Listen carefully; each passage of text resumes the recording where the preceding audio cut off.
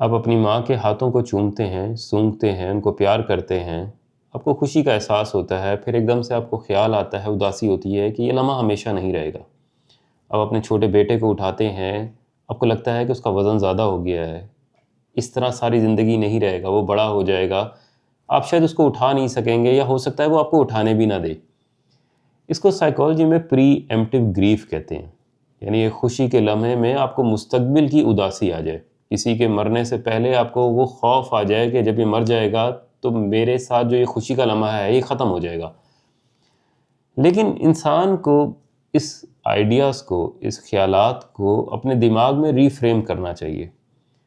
کیونکہ اگر آپ نہیں کریں گے تو آپ یہ خوشی کے لمحے کو بھی انجوائے نہیں کر پائیں گے۔ جس طرح آج اتوار کا دن ہے، میں نے بہت زیادہ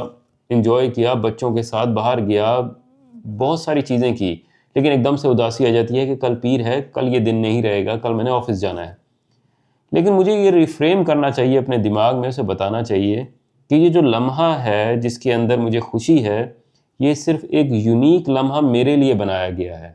یہ احساس، یہ فیلنگ، یہ بچوں کو چومنا، ماں کے ہاتھ کو ہاتھ لگانا، یہ تمام میری فیلنگز ہیں، اس کے اندر اور کوئی یہ فیلنگز کو محسوس نہیں کر سکتا،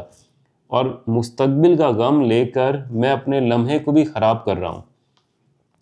کبھی کبھی تو مجھے لگتا ہے کہ جو اداسی ہے، لوگوں کی ڈپریشن ہے، انگزائٹی ہے، شاید وہ زبان کی وجہ سے ہے۔ بہت سی دفعہ کچھ زبانوں کے اندر جب آپ کے ایموشن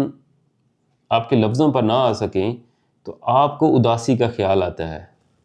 اسی طرح شاید یہ ورڈ ہے پری ایمپٹیو گریف، جو بتاتا ہے کہ یہ جو لمحہ ہے اس کو آپ نے انجوائے کرنا ہے، آپ کے ساتھ مستقبل کی اداسی ضرور آئے گی، لیکن یہ لمحے کو آپ نے بھرپور طریقے سے انجوائے کرنا ہے۔